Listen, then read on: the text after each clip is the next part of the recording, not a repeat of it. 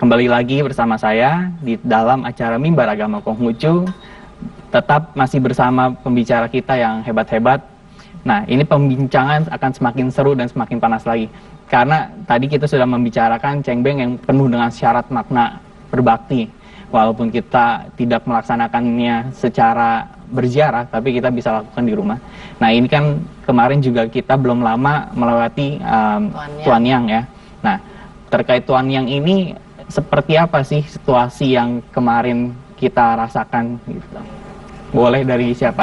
Oke, silakan. Ya, kalau pada saat Tuan Yang di kelenteng Kungmyang Taman Indonesia Indah itu tetap dilaksanakan persembahyangan. Ada beberapa pengurus yang datang dan juga ada beberapa umat, tetapi tidak banyak. Kita tetap melaksanakan persembahyangan besar kepada Tuhan dan kemudian diceritakan makna persembahyangan itu. Dan setelah persembahyangan itu, dia kan masanya dari jam 11 sampai jam 1 siang ya. Nah, pada saat itu, karena begitu besar curahan ya berkah daripada Tuhan, dan juga matahari pas tegak berdiri, itu sampai kita mendirikan telur pada saat itu bisa gitu ya. Dan telur yang berdiri itu bisa sampai berhari-hari gitu. Nah, saat itu juga dari Matakin maupun dari makin-makin yang lain mengadakan virtual untuk mengajak anak-anak sekolah minggu gitu ya. Ayo mari kita mendirikan telur gitu ya. Nah, pada saat itu dari jam 11 sampai jam 1 di antara jam situ pasti telur itu bisa berdiri. Dan pada saat itu misalnya orang yang memetik daun-daunan, akar-akaran untuk obat itu dipastikan lebih berkhasiat.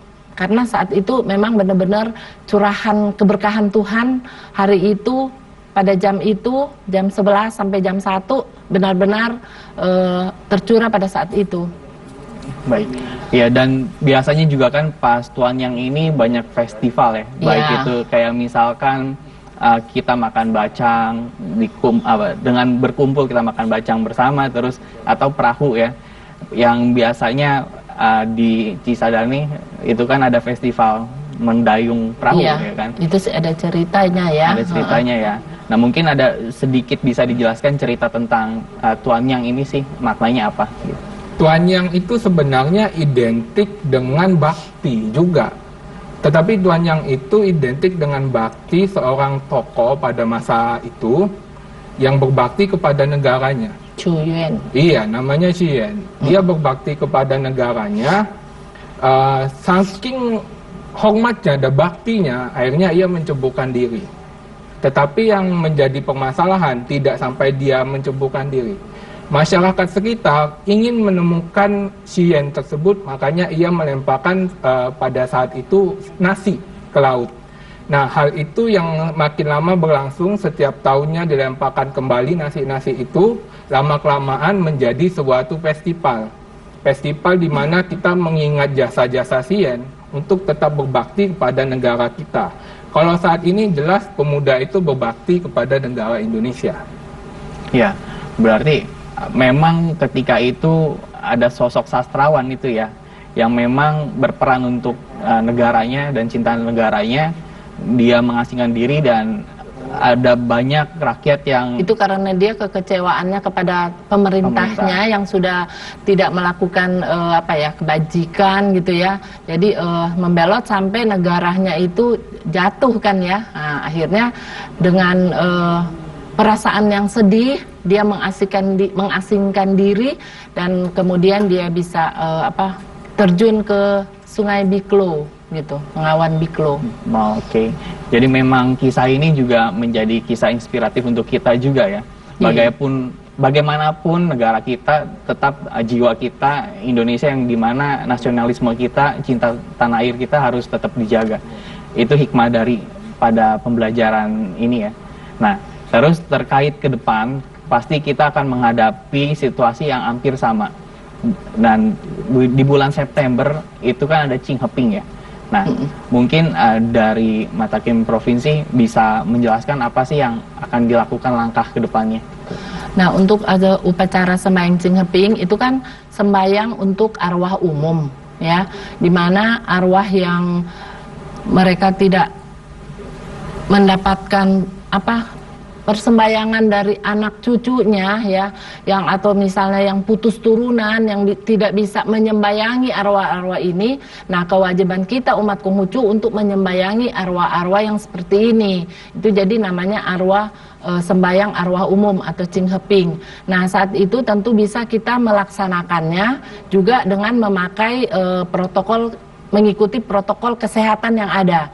Jadi dari beberapa petugas misalnya, ayo siapa mau bawa apa gitu ya, untuk menyiapkan di satu meja persembahan ya, makanan-makanan, kemudian kita sembahyang bersama. Nah, itu semua mengikuti satu protokol kesehatan. Jadi tetap melaksanakan persembahyangan dengan mengikuti protokol kesehatan, pasti semua itu kita bisa terhindar lah dari positif COVID ya. Setidaknya itu yang bisa kita lakukan. Baik, kita tahan dulu perbincangannya. Ya. Kita akan rehat sebentar. Jangan kemana-mana, tetap di acara Mimbar Agama Konghucu, TVRI, media pemersatu bangsa.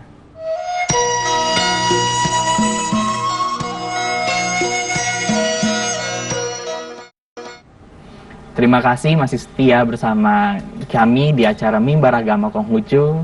Kita sedang di penghujung acara, dan terkait tadi Cingheping ini, tentu biasanya kan umat Konghucu melakukan bakti sosial. Nah, apa yang akan nanti kita lakukan, umat Konghucu lakukan, karena ini kan masih masa pandemik, bagaimana? Ya, kita tetap bisa swadaya dari umat-umat ya untuk mengumpulkan dana untuk kiranya kita bisa memberikan membeli sembako buat kita membagikan kepada orang-orang yang membutuhkan. Selama ini juga dari Matakim sudah melaksanakan banyak hal ya, dari mulai pembagian masker, kemudian membagikan hand sanitizer, membuat warung kerukunan, membagikan 1000 kupon buat warga-warga yang kekurangan. Juga kita sudah membagikan paket-paket sembako untuk orang-orang yang membutuhkan. Jadi hal yang seperti ini tetap kita bisa melakukan terus gitu. Apalagi di masa pandemi ini kita tahu banyak sekali orang yang putus pekerjaannya ya, kena PHK atau karena memang dia sudah tidak boleh bekerja lagi, perusahaannya tutup gitu. Jadi kita harus lebih ada kepedulian terhadap sesama gitu. Jadi kita dengan umat-umat bisa mengumpulkan dana untuk supaya kita melakukan satu aksi sosial secara bersama gitu. Dan itu juga yang dilakukan pemuda ketika kemarin masa pandemik juga, apa yang dilakukan pemuda?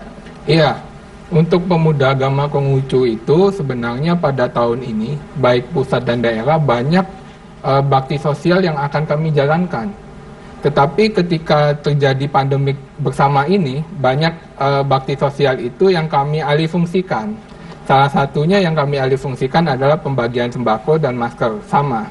Kedepannya kami juga akan tetap melaksanakan bakti sosial yang sama. Jadi tentu bakti sosial ini kita tetap akan laksanakan di masa pandemi ini, walaupun nanti kita akan mengurangi jumlah yang akan membagikan segala macam itu secara teknisnya. Tetap mengikuti protokol kesehatan. Ya. Nah, terus mungkin kita bisa dengar pesan yang ingin disampaikan kepada umat Konghucu terkait nanti persembahyangan besar yang akan dilaksanakan, bisa dimulai dari ya. Jadi gini, di dalam menghadapi masa pandemi seperti ini kita tidak usah merasa panik atau khawatir gitu ya. Kita tetap mengadakan persembahyangan walaupun di rumah, itu tidak mengurangi rasa bakti kita, tidak mengurangi substansi daripada nilai-nilai agama itu sendiri gitu ya. Jadi kita tetap bisa melaksanakan walaupun itu di rumah. Nah, nanti untuk yang persembahyangan besar yang memang harus dilaksanakan di rumah-rumah ibadah, itu ada beberapa pengurus yang nanti akan hadir untuk melaksanakan itu. Jadi kita melaksanakan sesuai dengan apa yang bisa kita kerjakan, dan kita nggak usah memaksakan diri. Kalau misalnya, wah saya lagi kurang enak badan, saya pengurus, saya harus pergi, jangan. Itu malah membahayakan diri sendiri dan juga bisa membahayakan orang lain.